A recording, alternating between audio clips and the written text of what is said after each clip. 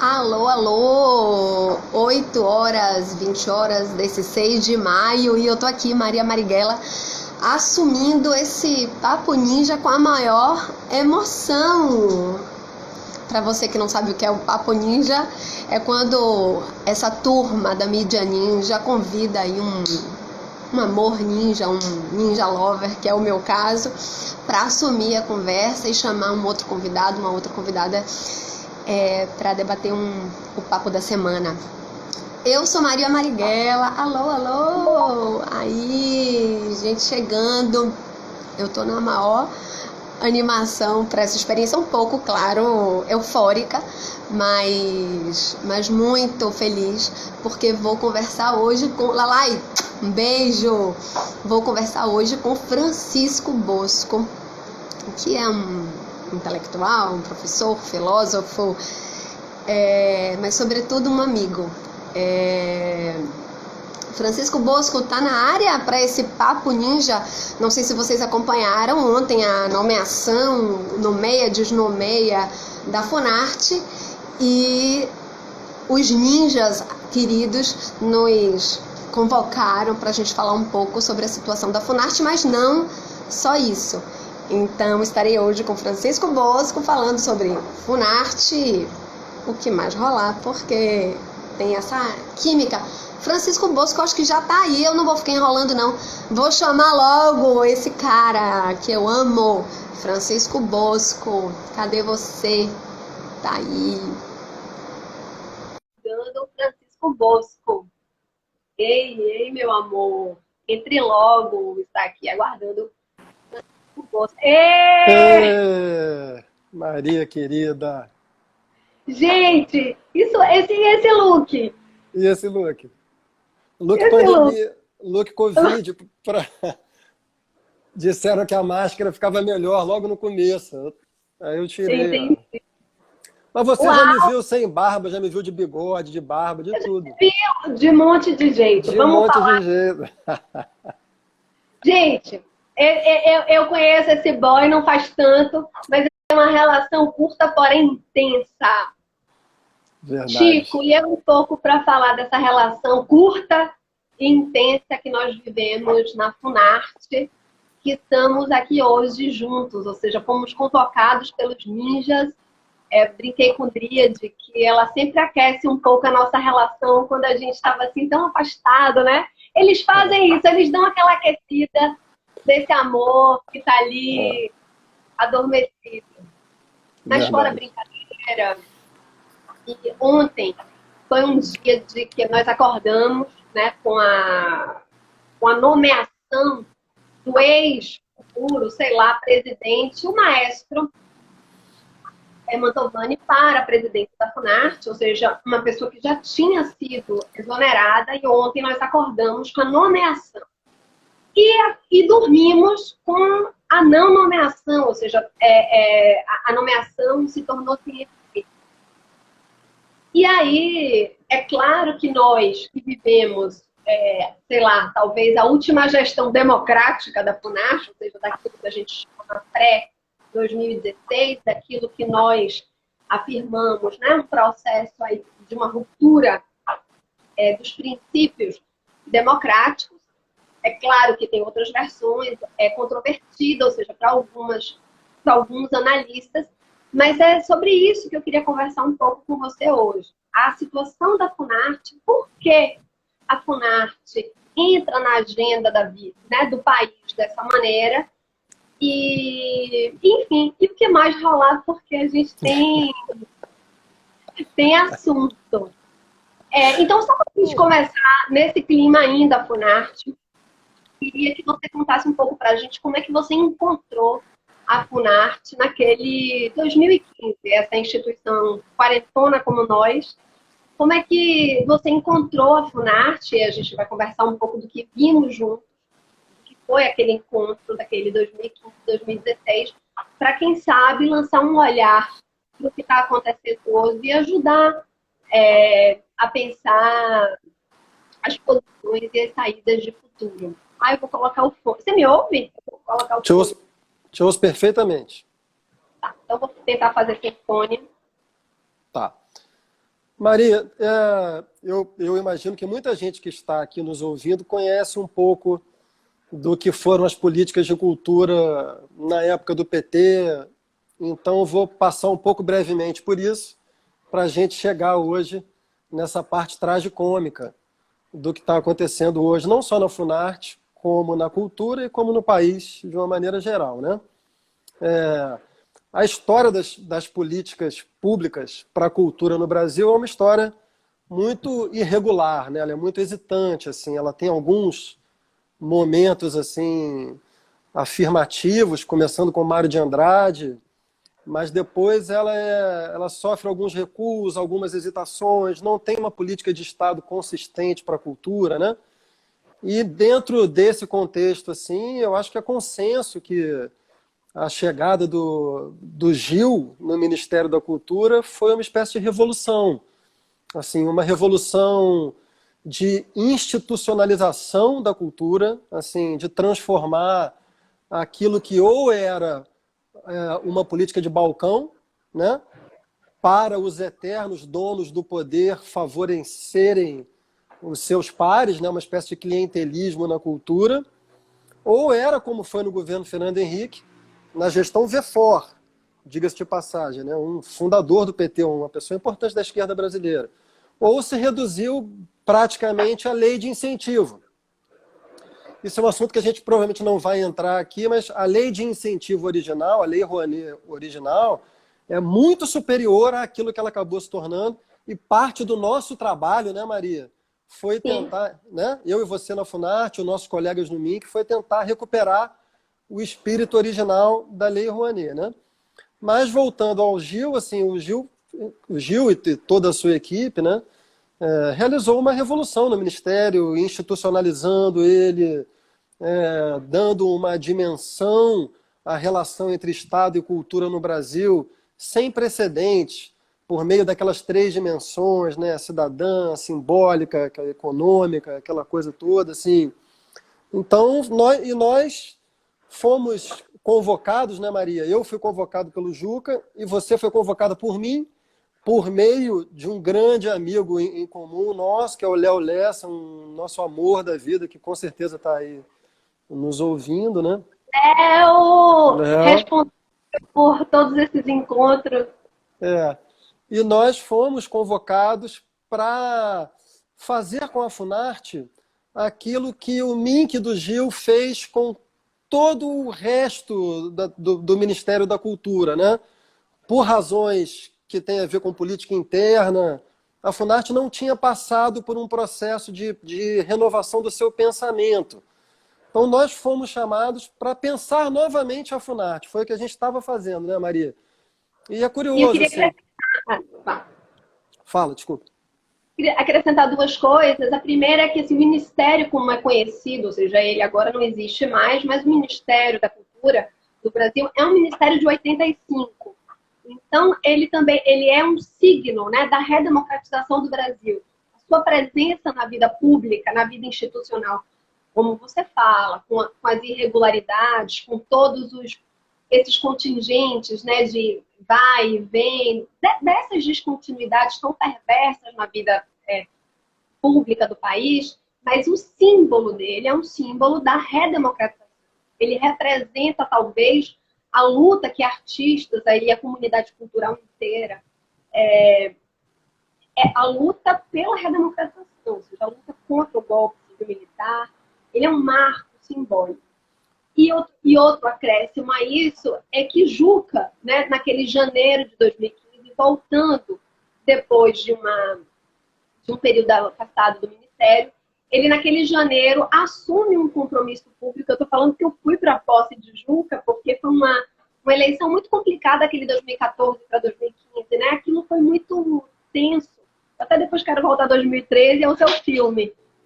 Eu acho que muito do que a gente está vivendo hoje tem seus fundamentos ali em 2013, né? Acho que a gente pode voltar. Mas ali em 2015, Juca fala de 2 coisas muito importantes. A primeira, ele fala da criação de um sistema, né, de um sistema nacional de cultura que não organizou devidamente a pactuação federativa, as responsabilidades.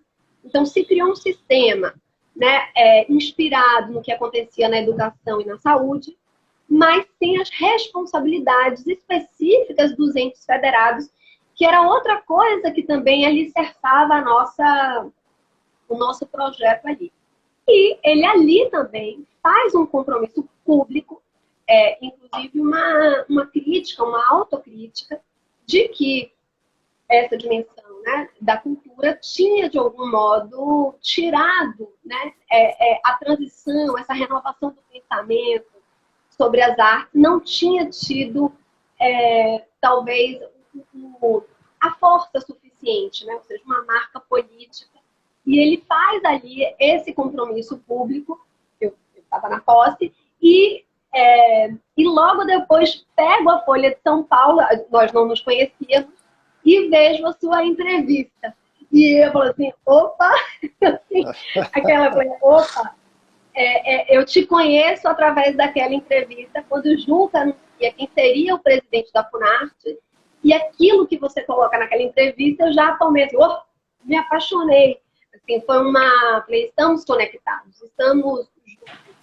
E um mês depois, sei lá quanto, eu recebo a carta convite, porque primeiro o Léo fez esse meio de campo, mas eu nunca vou esquecer essa carta, convite, Bosco, nem sei se você tem memória, porque eram tantos documentos, que você me convidava para a coordenação de teatro da Funarte, convidava para a construção da Política Nacional das Artes, que era o nosso maior desafio, além de pensar a Funarte, era a constituição, uma política das artes.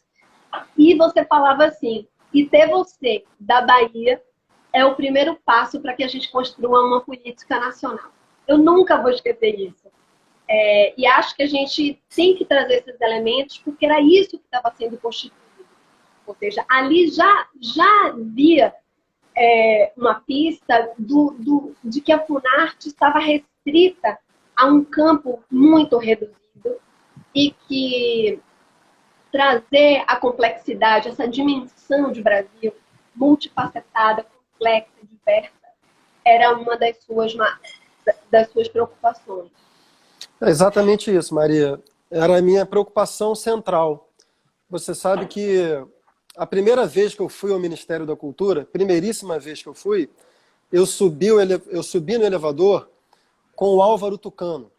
Eu entrei no elevador, eu estava de terno, assim, e eu não costumo usar terno. Foi uma das primeiras vezes na minha vida que eu botei um terno, mas eu fui botar um terno.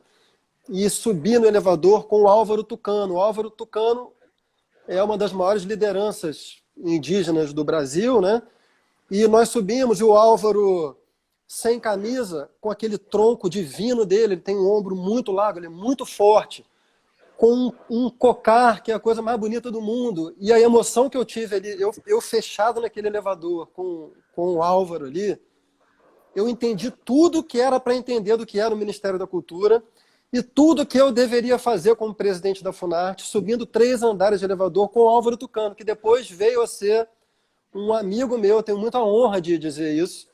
E dentro das nossas possibilidades, né, Maria, nós fizemos uma espécie de gestão em queda livre, porque aquele 2015 foi um ano muito convulsionado para nós, assim, foi muito difícil fazer a gestão. Mas eu me orgulho muito assim, de a margem de ação que eu tive ali. Uma das ações que eu fiz assim, foi, com a ajuda de uma série de pessoas, né, um projeto no Memorial dos Povos Indígenas. E aquilo foi importante para a revitalização do memorial. Então, o que você falou é perfeito. Assim, a nossa preocupação central era tornar extensivo o trabalho do Ministério da Cultura em termos de diversidade, né? Orientado pelos pontos da cultura, tudo aquilo que significou em termos de uma compreensão de cultura viva, de pluralidade, povos africanos, um pensamento regional, né? Estender aquilo para o campo das artes, porque o campo das artes tinha ficado um pouco atrasado naquele processo. Essa era a nossa missão. A gente não conseguiu realizar efetivamente, porque não tivemos tempo, mas eu faço questão de dizer aqui que deixamos um documento sobre o que seria para nós uma política nacional das artes para o Brasil, e lá estão os pontos fundamentais de uma perspectiva diversa da arte no Brasil, considerando a arte sob os mesmos termos que a cultura foi considerada durante a gestão Gil e Juca, né? E nós vivemos ali aquele início da Política Nacional das Artes, ou seja, aquele evento que marcou esse processo com quem? Com o Krenak. Com a Ailton, sem dúvida. E isso também foi um marco muito importante para aquilo que nós estávamos vislumbrando. Chico, eu comecei brincando e hoje eu postei rapidamente, porque foi um convite muito intempestivo da nossa relação, da nossa amizade, afeição. Porque eu tenho trazido, assim, eu tenho tentado reforçar esse aspecto dessa dimensão do sensível dos afetos, não só isso que é da amizade, mas aquilo que afeta, né? Existe no Brasil um motor do ódio, que também é afeição, que também é afeto, que também e que é um motor que eu avalio como muito potente, porque ele é muito mobilizador, potente no sentido da mobilização desse afeto. E acho que é muito importante a gente ir trazendo outro tipo de afeição, outro tipo de sensível para a vida pública. E essa semana, né, muito dura, com a morte do Aldir, com a morte do Migliatti, das coisas mais lindas que eu vi, né, foi o post do João Bosco, seu pai, falando da amizade, e do Lima Duarte ontem, que eu não sei se você se lembra. Eu vi. Você viu, falando dessa relação de amizade. Isso me tocou tão profundo. E porque é isso, eu sinto que nós precisamos colocar esse tipo de afeição que não é da ordem íntima, mas é um pouco do que nós vivemos naquele 2015, ou seja, abrimos mão de tanto para a investida naquele projeto, que ele era utópico, ele era a nossa contribuição para aquele momento do Brasil, mas ele tinha uma marca de afeição e desse sensível, dessa dimensão que toda política pública ela é feita, não é um conjunto de gestão ou de prática de gestão. Toda política pública ela é feita para alguém, né? Para um conjunto de pessoas, para uma sociedade. E eu tenho tentado trazer essa dimensão de quanto mais afetado você está para aquela comunidade, mais você tem chance de empreender uma política pública que não é só um conjunto de ação, mas é um motor de um exercício de cidadania, de serviço ao outro. E eu sinto que falar disso é muito importante nesse Brasil. Eu queria, assim, trazer toda essa dimensão, porque na semana que vem, né, no dia 12 de maio, serão 4 anos do 12 de maio, aquele dia que nós estávamos em Brasília. Só para a gente lembrar, no dia 12 de maio nós estávamos em Brasília acompanhando a votação no Senado, mas não só isso, nós estávamos fazendo uma reunião do Conselho Nacional de Políticas Culturais. Juca lembra, naquele ato, ele convoca todo o corpo dirigente com a sociedade civil e faz, no dia da votação do impeachment no Senado, ele faz essa reunião. E nós estávamos todos no 12 de maio, em Brasília, com aquele, né, bomba, sei lá, pimenta, etc. Minha exoneração saiu no outro dia, eu fui exonerada 2 vezes, da Funarte e no outro dia do Minto. Saíram 2 exonerações, fomos interditados, a Funarte foi ocupada e você fez um depoimento lindo de que você era um presidente, não me lembro bem a fala, mas você dizia assim, muito ocupante. Ocupante. E não ocupado. E isso é muito vivo. E no fundo, o desejo de interdição, ao meu ver, é um projeto que interdita justamente isso. Esse motor e essa potência desse tipo de Brasil, que pode afetar e, através desse tipo de vínculo, criar, talvez, o futuro que o tempo inteiro nos interditam e nos tiram. Então, E você foi sempre uma inspiração desse processo. E eu queria que você falasse assim, como é que você vê isso, essa interdição e esse Brasil, né?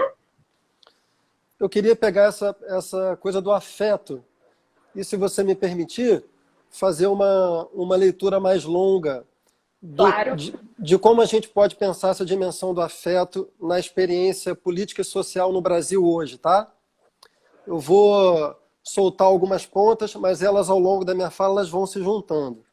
A primeira coisa que eu queria dizer é que, antes de o mundo acabar agora com a Covid, eu estive na Serra da Capivara, que é um parque extraordinário no Brasil, que existe graças a uma extraordinária mulher chamada Niede Guidon, uma francesa, antropóloga, arqueóloga, que veio para o Brasil, descobriu pinturas rupestres naquele lugar e protegeu aquele lugar de qualquer tipo de predação e tal. Pois bem, eu estive lá.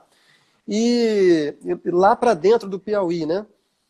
E passeando pelo parque, assim, pelas regiões perto do parque, viajando por ali, eu passei pelo município de Guaribas. Guaribas foi onde o Lula lançou o Fome Zero. É um dos municípios mais pobres do Brasil, assim. Tem muita gente que é caçador, que caça tatu para comer. É um lugar pobre mesmo.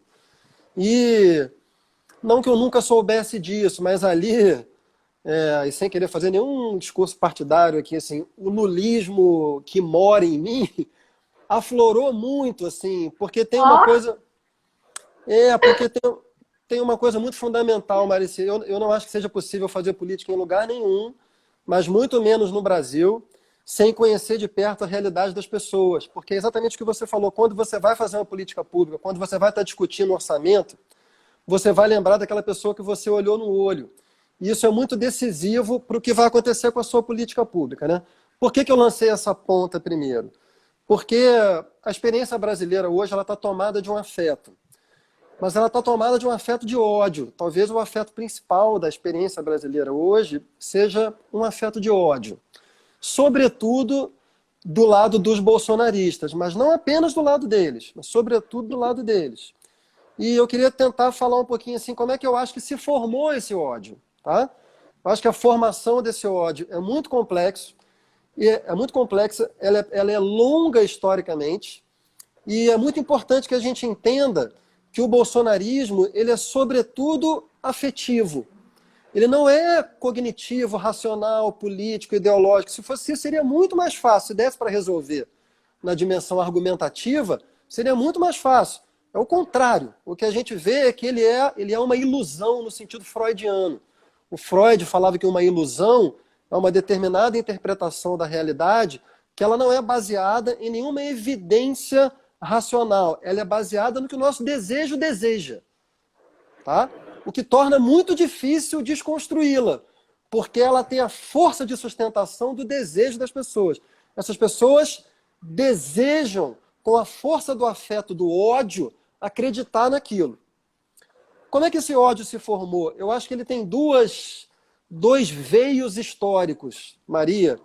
Um que é mais longo, que tem assim uns 50, 60 anos. Ele começa a se formar quando, nas democracias ocidentais, nos anos 60, elites liberais progressistas conquistam uma hegemonia cultural. O que eu estou chamando de hegemonia cultural de elites liberais progressistas? Basicamente, toda a agenda que nos define, nós dois e certamente a imensa maioria das pessoas que estão nos assistindo aqui. Uma agenda universalizante na perspectiva dos direitos. A década de 60 é a década da emancipação das mulheres, da conquista das mulheres no mercado de trabalho, da revolução sexual, liberadora também para as mulheres, pelo menos para uma certa perspectiva do feminismo. Tem uma outra vertente do feminismo que considera isso mais controverso, né? É a década dos civil rights nos Estados Unidos, né? É a década, enfim, é a década da defesa das minorias, é a década da contracultura, é a década, né, da compreensão de que há outras culturas que têm um valor tão importante ou superior à cultura técnica, moderna, ocidental. O que acontece? A partir dos anos 60, essa agenda, que a gente pode chamar de liberal no sentido de universalizante, de defesa de minorias e de direitos individuais. E de progressista, né, evidentemente, essa agenda ela se estabeleceu e ela foi se aprofundando cada vez mais dos anos 60 em diante. O que aconteceu, Maria? Uma boa parte dos setores das populações de diversos países em que isso aconteceu não ficou satisfeita com esse processo. Tá? Para toda modernidade, há uma antimodernidade. Para todo progressismo, há uma reação. Já nos anos 70, o presidente americano Richard Nixon cunhou uma expressão muito importante. Ele falou das maiorias silenciosas, que não eram representadas por esse processo. Tá, Maria? Imagina o que é você ser um conservador, não identificado com todo esse processo, e enquanto as democracias liberais foram mais ou menos bem, produziram riqueza, diminuíram pobreza, concentraram muita renda e capital, mas enquanto elas foram razoavelmente bem, essas pessoas engoliram, até porque não tinham como reagir, essa agenda progressista. O que aconteceu? Aí vem o segundo fio da meada. Quando veio a crise de 2008, cujo correlato no Brasil é 2013, e aí todas as falhas das democracias liberais vieram à tona, e uma série de outros fatores a partir de 2013 aconteceram no Brasil, essas maiorias silenciosas, elas se empoderaram. E aí elas puderam tomar o poder. E quais são esses fracassos das democracias liberais?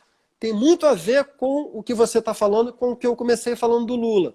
As democracias liberais, elas acabaram se revelando muito mais liberais do que democráticas. Elas foram sendo governadas por elites tecnocráticas que tinham muito pouca consciência da necessidade, da intensidade da população para a realização de uma democracia. E aí, de novo, né, Maria, eu lembro uma lição que nos era dada sistematicamente pelo Juca. Aqui não se faz política de gabinete. Aqui não se faz política de gabinete. A gente, para construir essa política nacional das artes, a gente viajou o Brasil, né? O Lula fazia a caravana das artes. Essa ideia é muito importante, a ideia de você construir uma democracia que seja uma democracia cidadã. O fator principal de 2013, porque em 2013, a Dilma, em março, a Dilma estava com 70% de aprovação. O Brasil estava com 5% só de desemprego. É praticamente emprego total. A economia ainda estava crescendo. O que aconteceu? O que aconteceu é que as pessoas estavam com um sentimento acumulado de cidadania impotente, de cidadania afastada. E uma democracia não se faz em gabinete, né? Então juntou tudo isso. Cidadania afastada, impotência, serviço público horroroso, um certo fedor de corrupção com aquelas obras para os mega eventos, e uma raiva acumulada contra elites liberais e a demonização que se fez em torno do PT, mas metonimicamente em torno da esquerda toda, e o Bolsonaro conseguiu convergir para ele todos esses sentimentos negativos, antissistêmicos, antiliberais, antiminorias, antidemocráticos, e ele foi o cara, entre aspas, certo, na hora, entre aspas, certa, e a gente está vivendo isso aí. Chico, você fala de que Bolsonaro conseguiu convergir, mas é óbvio que o bolsonarismo ele é articulado com muitas forças, né? Acho que é importante que a gente, ou seja, é importante que a gente consiga também mapear essas forças. Queria fazer um acréscimo em relação a 2013, é que o lulismo, que é tudo isso que representa para o Brasil, esse momento absolutamente importante do Brasil, tem consigo também uma agenda que fala muito sobre esse papel da cultura. Você introduz, ou seja, você faz uma ascensão, né, de toda uma classe social, mas ao mesmo tempo você coloca 44 milhões de pessoas que viviam na pobreza, ou na miséria, ou na extrema pobreza, ato absolutamente revolucionário, mas sem criar novos dispositivos de imaginário. Eu acho que também é importante que a gente fale que de 2013 você tem ali toda essa mistura, essa função, mas o nosso imaginário, né, o imaginário de Brasil, de emancipação, o imaginário de cidadania, ele também está muito articulado com o imaginário do capitalismo. O lulismo não conseguiu, e quando o Juca faz a crítica, mesmo com todo o esforço da cultura, nós mesmo com todo esse arcabouço de movimento que aconteceu, é importante que a gente afirme de que nós não conseguimos criar um outro motor. Ou seja, a emancipação, ela continua tendo como perspectiva o acúmulo, o consumo, o capitalismo. Você não consegue mudar essa dimensão dos corpos, por exemplo, ou seja, os corpos, eles continuam sendo corpos que precisam produzir, eles são corpos, então tem também uma insurgência de uma série de subjetividades, mas a gente, no imaginário geral, tem uma relação aí com o capitalismo, e aí eu quero fazer essa ponte com o bolsonarismo, ou seja, de que forças, né, de que Bolsonaro é a pessoa certa, na hora certa, como você coloca em aspas, mas também é importante que a gente fale dessa junção de forças que hoje saem desse barco furado que eles construíram, mas que são extremamente importantes para a consolidação desse projeto de ódio, porque não conseguem se enfrentar com um Brasil de direitos mais justos, mesmo que isso seja um pouco mais. E aí, trazendo isso, porque acho que é importante que a gente fale desse conjunto, também vou fazer um corte e voltar, porque o bolsonarismo me fala, né, além de politicamente, me fala de um lugar assim muito pessoal, e porque não é fácil para mim, né? Ou seja, as homenagens à Ustra, não é fácil para mim o retorno do AI-5 com essas pílulas diárias de naturalização do horror. Ou seja, você tem hoje um pouco o que aconteceu ontem, né? Então você dá aquela dose, aí você tira, aí amanhã você nomeia, já não tem mais nenhuma grita, né? Então isso aconteceu ontem, uma exoneração que não aconteceu, mas com o presidente da Fundação Palmares foi assim. Você vai, faz uma nomeação, aquilo tem um burburinho, tem um certo debate sobre aquela questão, no segundo ato você consegue. Isso aconteceu com ramagem, ou seja, você vai lá, faz uma afirmação para incluir um chefe de polícia federal, assim, um diretor, não consegue, mas aí você emplaca no outro dia o braço direito do cara, ou seja, essas doses diárias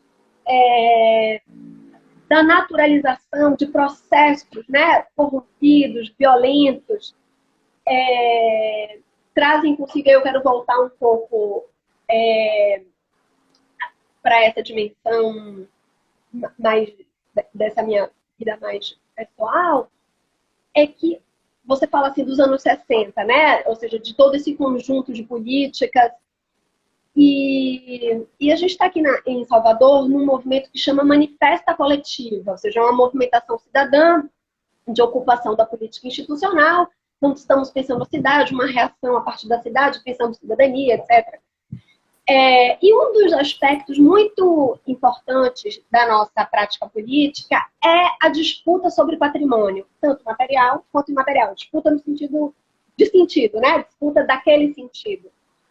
Porque justamente a direita consegue fazer isso com muita tranquilidade. Ou seja, você chega ao poder e no outro dia não tem ministério, no outro dia não tem alguma coisa, no outro dia tem uma homenagem a um general, no outro dia tem uma série dessa posse do patrimônio, ou seja, da posse da nossa história, da nossa... Que essa falta de escrúpulo, né, em se apropriar da memória, da história, do patrimônio, faz com que se abra uma brecha para uma série de todas essas forças, políticas, mas que estão ali mais de fundo, se afirmem. E eu estou falando especificamente do campo da comunicação, dos bancos, ou seja, de todas essas instituições, né, que são liberais, mas que são extremamente importantes para a validação desses processos. E quando eles se tornam absolutamente violentos, essas instituições vão se tirando e deixa esse motor, esse lastro de caos.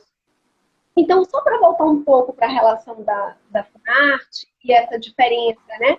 É que me parece muitas vezes que a direita, e aí não é nem a direita, é a extrema-direita, ou seja, esse conservadorismo, sabe muito mais o valor, entende a importância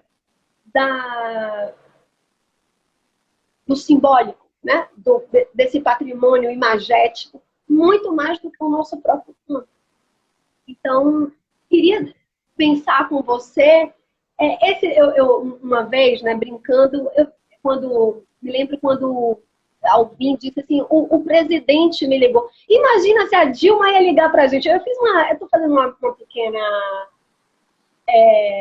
brincadeira, num contexto absolutamente sério, mas esse valor, né, esse entra e sai numa instituição que nem tem mais relevância enquanto ela é fundamental. Ela é a Fundação Nacional de Artes, que tem papel central, deveria ter papel central na Constituição de Política para as Artes do Brasil. Um campo absolutamente central da identidade do povo brasileiro, mas nós sabemos que essa instituição já não tem força. E eu queria um pouco que a gente pensasse juntos, ou seja, essa apropriação desse espaço que já não tem mais força, mas que passa a ter, ou seja, como eles se apropriam disso, ou seja, tem mais... fiz um pouco esse desenho, que eu não sei se deu para entender, para a gente chegar nesse tipo de roubo, né? Me parece uma coisa assim. Entendo perfeitamente o seu caminho, Maria. Eu vou fazer o meu caminho, tá? Tá, claro. Você começou falando de como, apesar de todos os progressos durante o lulismo, não se conseguiu fazer uma construção cultural diferente, né? Digamos assim, né? E de sentido. Cultural mais amplamente falando, né?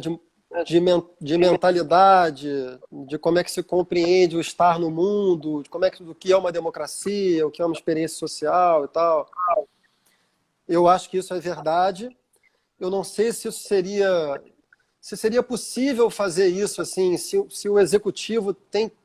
Eu acho que tem um certo limite. Eu vejo o Lula como um sujeito que tem muita sensibilidade antropológica, assim, diferente da Dilma, por exemplo. A Dilma eu acho que já não tem. Eu acho que a Dilma é muito marcada pela questão do trabalho mesmo, da produtividade, do desenvolvimento. Eu acho que o Lula é uma figura diferente. Mas independente do Lula e da Dilma, eu queria falar como é que eu acho o que estava acontecendo na cultura, nesse sentido que você falou, tá? Mais amplo, naquele momento e o que está acontecendo hoje, Maria. Assim, e aí, de novo, fazendo um percurso um pouquinho mais longo, assim. Eu acho que o Brasil, grosso modo, tem duas tradições de interpretação cultural muito fortes. Tem outras, mas essas são as mais fortes, na minha opinião. Tem uma que eu chamaria de tradição cultural pró-mestiçagem. É aquela que, sem jamais ignorar ou minimizar todas as perversidades que houve na formação do Brasil desde a sua origem, ela vai enxergar também um conjunto de virtudes que aconteceram na formação do Brasil, à revelia do Brasil oficial institucional. Tá? Enquanto Portugal estava querendo ocupar o Brasil por meio de capitania hereditária, tinha aqui Caramuru, João Ramalho, náufragos que vieram parar aqui na costa e que se amaziaram com mulheres indígenas e que, por meio do laço de parentesco, do cunhadismo, se tornaram aliados políticos e afetivos. Existe um processo de miscigenação brasileira que é, entre aspas, espontâneo, tanto quanto poderia ser no Brasil colônia, e que não se reduz às relações da Casa Grande da Senzala. Então, a tradição pró-mestiçagem no Brasil, ela deseja que, por meio da realização da mestiçagem, que nunca chegou a se cumprir completamente no Brasil, por conta de todas as desigualdades, né? A gente finalmente alcança a utopia desse Brasil misturado, que é um sonho mestiço brasileiro.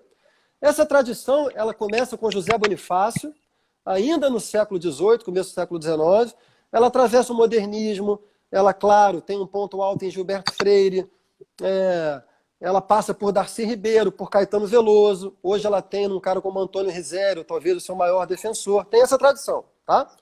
Tem uma outra tradição, Maria, que é a tradição que vai criticar a mestiçagem. Essa começa na USP dos anos 50, sobretudo com a figura do Florestan Fernandes. E olha que coisa interessante. Essa tradição anterior que eu falei, pró-mestiçagem, ela está muito relacionada a um lugar de fala de privilégio de alta classe no Brasil. Os primeiros grandes intérpretes do Brasil são todos homens brancos de classe alta, tá? Joaquim Nabuco, Paulo Prado, Gilberto Freire, etc. e tal. Você vê como é que é importante a universidade no Brasil, né? Com a Universidade de São Paulo, Florestan Fernandes, filho de empregada doméstica, chegou a ser engraxate, era uma espécie de agregado. Florestan Fernandes se tornou o principal intelectual brasileiro e, por conta do seu lugar de fala, mudou o paradigma de interpretação do Brasil e criticou essa tradição pró-mestiçagem. Tá? O outro grande momento dessa tradição é a obra do Abdias do Nascimento, que continua sendo uma obra de irradiação máxima para os movimentos negros contemporâneos no Brasil.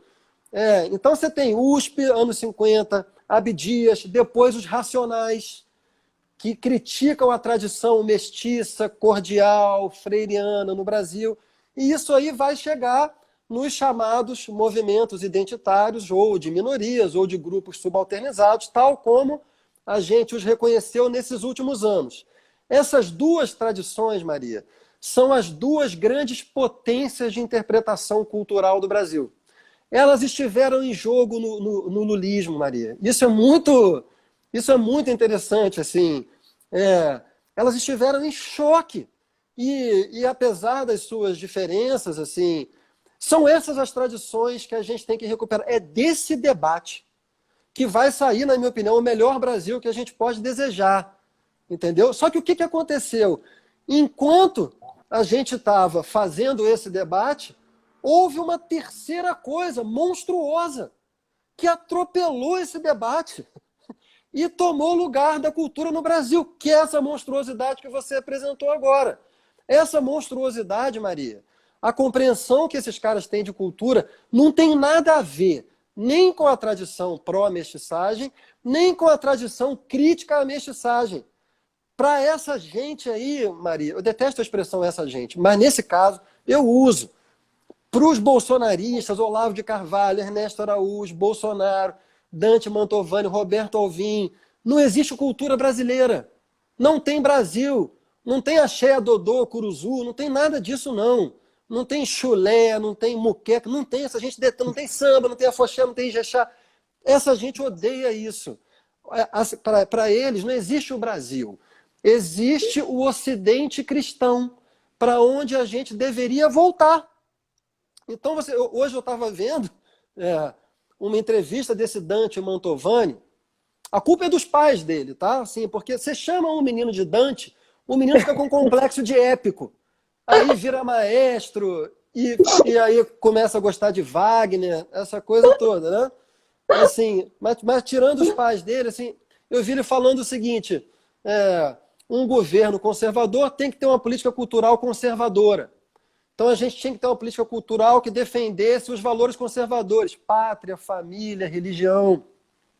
Maria, isso nem é verdade, assim. Existe uma tradição conservadora que é uma tradição rica, bonita, assim, e tem formulações muito interessantes. Essa boa tradição conservadora jamais concordaria com isso. Porque o que esse cara está defendendo, na verdade, é justamente o oposto simétrico de tudo que a direita dele sempre criticou no fantasma que eles têm da esquerda. Eles sempre criticaram uma política cultural que, segundo eles, seria dirigista.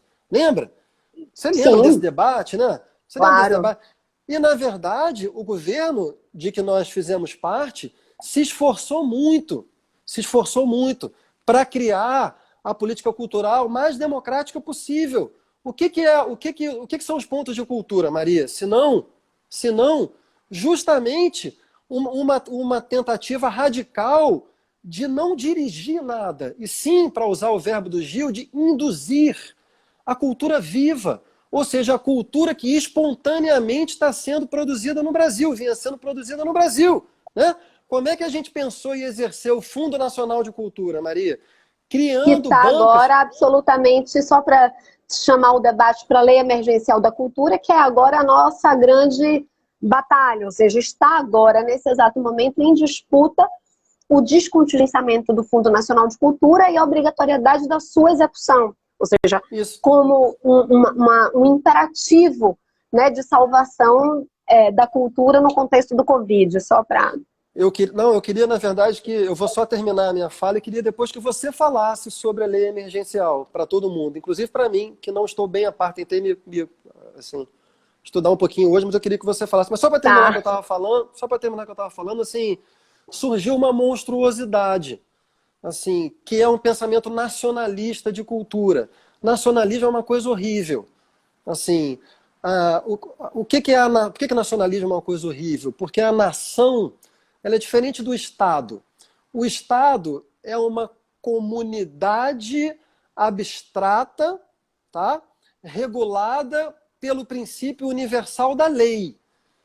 Isso é um Estado. O Estado é uma abstração. Então, quando você faz parte de um Estado, significa que você pertence a uma comunidade jurídica, legal, democrática. Isso é um Estado.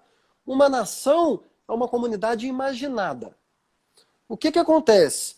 Normalmente, imagina-se uma nação por meio de um conjunto de valores que vem de uma determinada maioria. E essa maioria, ela exclui tudo aquilo que está fora dessa ideia de nação. A nação bolsonarista é uma nação cristã. Ela não contempla religiões de matriz africana, por exemplo. Ela não contempla povos indígenas. Ela não contempla minorias. Nada disso faz parte do nacionalismo bolsonarista. Então, isso é uma ideia de cultura horrenda. Ela não tem nada a ver com a tradição de 5 séculos do Brasil, que apesar de todos os problemas, a gente tem que recuperar, a gente tem que voltar o debate para onde ele parou, para fazê-lo avançar. É dali que ele tem que caminhar. Tá? Agora eu queria que, por favor, você falasse sobre o que está se fazendo hoje no meio desses escombros. Vou falar, mas eu queria só brincar um pouco com essa sua apresentação, de que tem uma coisa ainda mais cruel, que é um projeto que é absolutamente antipolítico, porque, no fundo, ele interdita todo e qualquer debate público do concreto, no sentido do presidente ser eleito sem nenhum tipo de debate, ou seja, não há, ou simbólico de que não há debate de ideia. Você tira do Brasil o sentido de que política é essencialmente dissenso. Política é essencialmente encontro. Política é essencialmente a apresentação de projetos e a disputa desses projetos. A política é feita desse encontro. E a beleza da política é exatamente essa, ou seja, é a beleza desse encontro, dessa tensão. E aí, voltando ainda nessa questão do ódio, da polarização, é que o amor talvez seja esse ambiente mais do consenso, ainda que ele tenha dissenso, mas aqui a gente está num campo absolutamente consensuado, porque estamos aqui num ambiente absolutamente amparado pelo amor. Mas a política é outra coisa. A política, quem ama a política, ama o encontro com o sujeito que não é do seu laço amoroso. É aquele sujeito que é diferente. É aquele sujeito que é outra coisa. Mas você ama a possibilidade de disputar esse mundo em comum. O bolsonarismo, ele é horrendo porque ele nos tira a vida política. E eu me lembro muito, logo depois da eleição de Haddad, um post seu, que você falava assim, a coisa mais linda dessa eleição foi quando as pessoas foram trocar bolo por conversa. Porque ainda que tenha esse sentido de emergência, de correr atrás de um certo prejuízo, tinha o desejo real do encontro com o outro, a sua opinião. E encontrar ali alguma produção de comum que pudesse nos levar a uma saída. O bolsonarismo, ela é a morte da política, porque ela é interdita e de interdição, né? Eu entendo, ou seja, quando alguém vai tentando, de diversas formas, aplicar na vida pública conceitos e é o tempo inteiro interditado. E aí, voltando para o que está acontecendo, enfim, eu era para eu ter acompanhado o tempo, mas eu não acompanhei. Você sabe que horas são? A gente vai cair daqui a pouco. Eu ia te perguntar a mesma coisa. Vai dando uma angústia, né? Porque cai, interrompe. Bom, mas para a gente... Então, a Covid, então, só para a gente falar um pouco desse momento, pandemia mundial, crise... um panorama absolutamente novo das nossas vidas, um cenário que nunca vivemos. E aí tem muito debate sobre isso, né? Ou seja, dessa explicitação de uma crise que já estava em curso. É uma crise em cima de uma crise prévia. Ou seja, eu me lembro que alguém entrevistou Freixo tem 1 ou 2 semanas e disse assim, quando a gente vai voltar? Ele falou, espero que a gente nunca mais volte, porque o antigo já não é mais o normal, ou seja, aquilo não é aquela vida que nós vivíamos, não é o normal, isso não é o aceitável. Então é uma espécie de crise em cima de crise democrática, social, política, mas que ela coloca uma lupa, né? Ela, um megafone, ela amplifica a nossa crise de modo que dá uma urgência, né? Ou seja, move no sentido da urgência. Então, os problemas que nós temos hoje na cultura, ainda que pareçam ser emergenciais, não tem nada de emergencial. Ou seja, tem uma dimensão da vida, da comida, mas que isso já era um imperativo. Ou seja, já havia gente, pessoas, sujeitos com fome, e nós estávamos vivendo isso com uma certa naturalidade. E isso é muito grave no Brasil. Então, tem uma dimensão que é emergencial, mas tem essa emergência que não é tão emergência e está nesse exato momento pautado na vida pública do país e uma lei, a lei de emergência cultural, que ela tem alguns aspectos, né? Entre eles, claro, uma renda básica emergencial, mas é uma renda básica que devia ser uma renda básica universal, ou seja, isso está tão... Né, é voltar ao projeto do Suplicy. Então, a renda básica é um imperativo que já é prévio, ou seja, nós precisamos imaginar que o Brasil precisa se enfrentar com essa dimensão de renda básica. Há um entendimento de que a comunidade cultural, o campo cultural, o setor cultural deve estar na renda emergencial com o conjunto da sociedade brasileira, conceito que eu também me alinho. Eu acho que a cultura não pode estar distante desse conjunto. É importante nos entendermos parte desse todo, desse conjunto da sociedade, mas a lei emergencial ela traz outras coisas, uma espécie de perdão dos tributos, dos pagamentos, ela traz uma série de aspectos, ou seja, ela retoma a ideia dos equipamentos culturais que foram tão vivos para a gente, cultura viva, equipamentos culturais como lugares estruturantes, né? Ou seja, campos que estruturam a política cultural, mas tem um aspecto que Chico, absolutamente, que exige o engajamento, eu acho, de toda a sociedade, de todo o campo cultural, que é o descontingenciamento do Fundo Nacional de Cultura e a obrigação da sua execução. Nós que passamos pela gestão pública juntos, vimos o quanto o pacto federativo no Brasil é uma ficção. Ou seja, que estados, municípios e União muitas vezes fazem a mesma coisa, sem a menor distribuição de responsabilidades.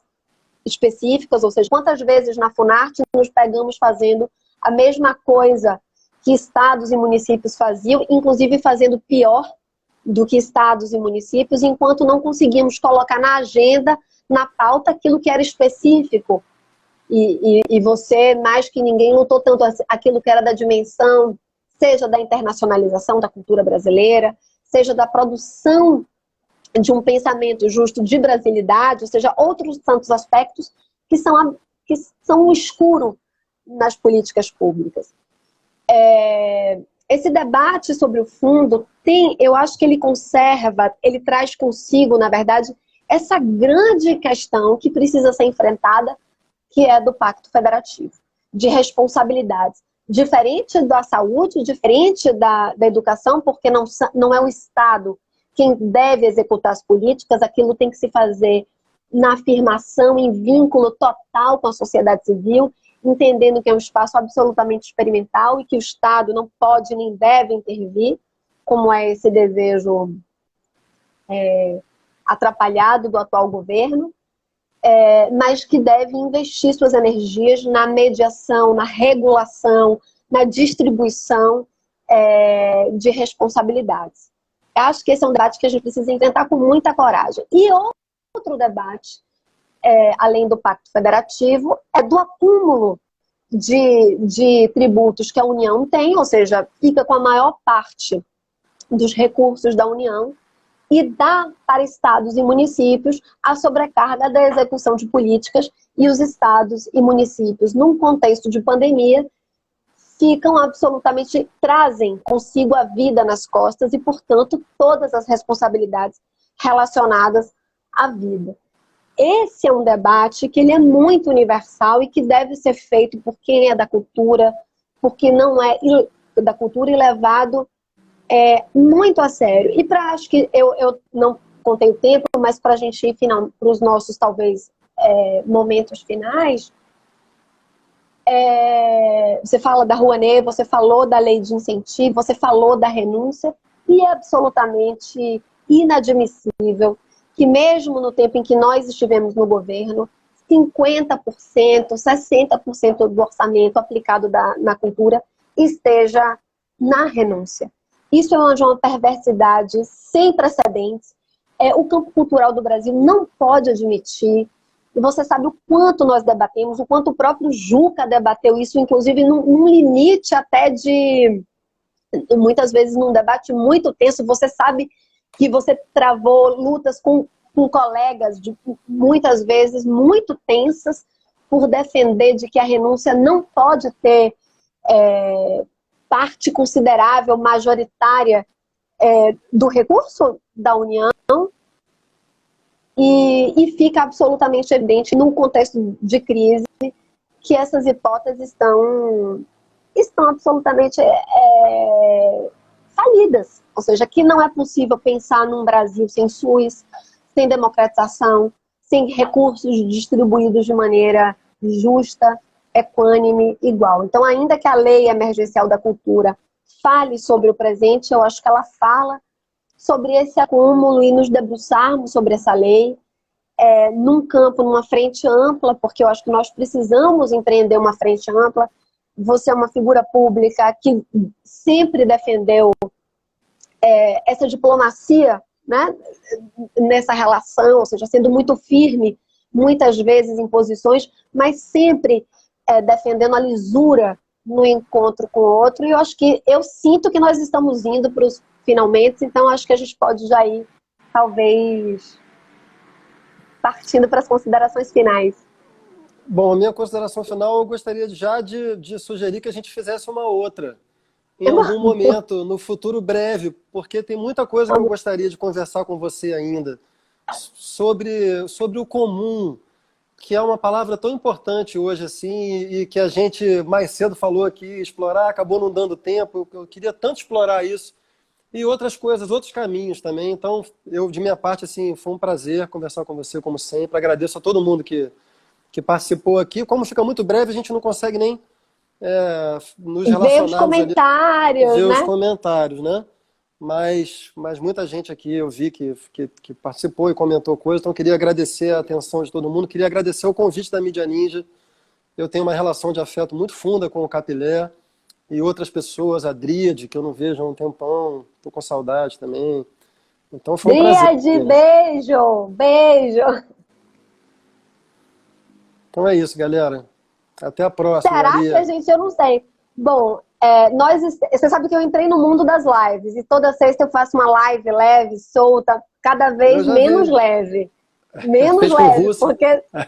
Nossa, que foi lindo. E nós iniciamos agora uma série que chama Cartografia dos Afetos, o Sensível na Cidade. Ou seja, é uma ideia de cartografando, mapeando essa dimensão do sensível, que nada mais é do que a vida, a escola, a casa, a feira.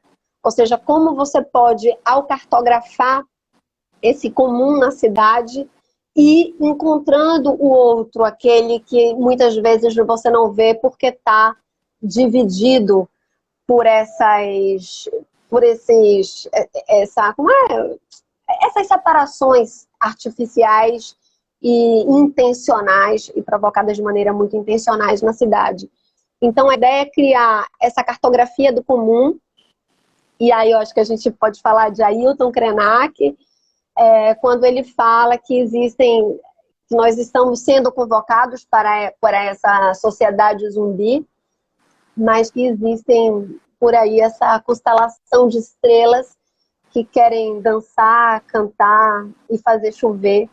E toda vez que a gente se encontra e conta uma história, a gente está adiando o fim do mundo. E talvez fosse bom nos encontrarmos nessa cartografia do sensível, falando desse comum, esse devir comum, essa utopia de comum, e inaugurar esse Brasil, refundar esse Brasil que está precisando de todos nós. É impossível terminar melhor que isso. Então, eu me despeço. Eu só queria mandar um beijo para a Laís também, que a gente está falando de comum e de estrelas, e faltou falar aqui de Laís. Laís, gente, e para esse link, 2015, 2016... Para todo mundo, Carlos Paiva, João Brant, Clarice, Juca, Clarice, todo mundo que Juca, fez parte daquela aventura maravilhosa. Um dia voltaremos. Um dia voltaremos, e com novos e novas pessoas nessa constelação. Um beijo, meu amigo, um beijo muito carinhoso, com muito amor. Para todo mundo. Tchau, tchau. Ai, encerrei.